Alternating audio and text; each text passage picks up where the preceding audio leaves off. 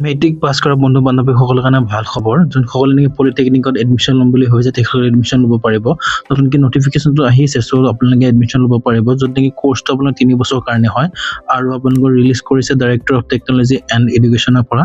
admission session আপোনাৰ 26 to 27 হয় 2000 আৰু টোটেল চিট কেপাচিটি আপোনালোকৰ 4385 জনৰ কাৰণে হ'ব আৰু পলিটেকনিক কলেজ আপোনাৰ 26 খনৰ আণ্ডাৰত হ'ব আৰু ডিপ্ল'মা প্ৰগ্ৰাম আপোনালোকৰ 21টা আছে আৰু এপ্লিকেশ্যন মোড আপোনালোকৰ অনলাইন হ'ব আৰু এপ্লিকেশ্যন ফিজ 300 হ'ব আপোনালোকে ইয়াত কোনো এন্ট্ৰেন্স এক্সাম দিব নালাগে ডাইৰেক্ট আপোনালোকৰ এডমিশ্যন হ'ব য'ত নেকি আপোনালোকৰ মেথছ আৰু ছায়েন্স কম্পালচৰি ছাবজেক্ট হিচাপে থাকিব আৰু চিট কেপাচিটি 4385 টা আছে ডিপ্ল'মা কোৰ্চ আপোনালোকৰ 21টা হয় আৰু পলিটিকেল ইনষ্টিটিউট টোটেল 26টা আছে এক্ৰছ আছামত হয় আৰু আপোনালোকৰ ডিপ্ল'মা প্ৰগ্ৰামবিলাক হ'ল চিভিল ইঞ্জিনিয়াৰিঙৰ পৰা মেকানিকেল ইঞ্জিনিয়াৰিং আৰু ইলেক্ট্ৰিকেল ইঞ্জিনিয়াৰিং কম্পিউটাৰ ইঞ্জিনিয়াৰিং আৰু টেলি কমিউনিকেশ্যন বা আৰু ইলেক্ট্ৰনিকৰ কাৰণে হয় আপোনালোকে তাত সেইকেইটা বিভাগত পঢ়িব পাৰিব এডুকেশ্যন কোৱালিফিকেশ্যন আপোনালোকে 10 পাছ কৰা হ'ব লাগিব আৰু আপোনালোকৰ মেথছ আৰু science as a compulsory subject হিচাপে থাকিব লাগিব বহুত থিয়ৰী আৰু প্ৰেক্টিকেল আৰু ইণ্টাৰনেল এছেছমেণ্ট ছেপাৰেটলি কাউণ্ট কৰা যাব আৰু কোনো গেষ্ট মাৰ্ক থকাবিলাকো এলাউ নহ'ব মিনিমাম মাৰ্ক ৰিকুৱাৰ্ড আপোনালোক কেটেগৰী ৱাইজ দিয়া আছে য'ত নেকি মেথছ আৰু ছায়েন্সৰ কাৰণে হয় জেনেৰেলৰ কাৰণে আপোনালোকৰ 40% OBC MOBC কাৰণে 40% SC কাৰণে 35% আৰু ST কাৰণে আপোনালোকৰ 33% হয়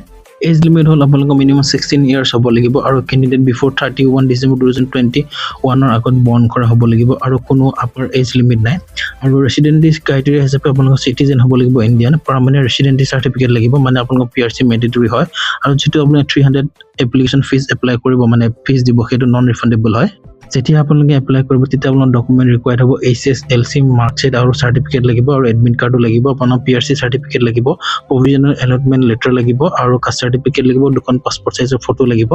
আৰু ইম্পৰ্টেণ্ট ডেটছবিলাক কৈ দিওঁ 24 এপ্ৰিলৰ পৰা ষ্টাৰ্ট হৈছে আপোনাৰ 10 মেলৈ লাষ্ট ডেট আৰু যদি আপোনালোকে এপ্লাই কৰোঁতে কিবা ভুল হৈছে তেন্তে আপুনি কাৰেকশ্যন কৰিব পাৰিব 12 পৰা 13 মেলৈ আৰু ভেৰিফিকেশ্যন অফ পলিটেকনিকৰ যিটো নেকি আপোনালোকে ভেৰিফিকেশ্যন কৰিব সেইটো 15 পৰা 17 মেত হ'ব তাৰপিছত কাউন্সেলিং ডেটটো ৰিলিজ কৰিব আৰু আপোনালোকে এপ্লাই কেনেকৈ কৰিব এপ্লাই কৰিবৰ কাৰণে লিংকটো ইয়াত দিয়া আছে ক্লিক হিয়াৰত এপ্লাই কৰিব পাৰিব আপুনি ক্লিক হিয়াৰত ক্লিক কৰি ৰেজিষ্ট্ৰেশ্যন কৰিব লাগিব যদি আপুনি অফিচিয়েল নটিফিকেশ্যন চাব বিচাৰে ক্লিক হিয়াৰত ক্লিক কৰি অফিচিয়েল নটিফিকেশ্যন চাব পাৰে যদি আপুনি নিজে এপ্লাই কৰিম বুলি হয় এপ্লাই গাইডটো ইয়াত আছে আপুনি এইখিনি ক্লিক কৰি এপ্লাই গাইডটো চাব পাৰিব বন্ধুসকল যদি ভিডিঅ'টো ভাল লাগে লাইক কৰিব আৰু চেনেলটো ছাবস্ক্ৰাইব কৰিবলৈ নাপাহৰিব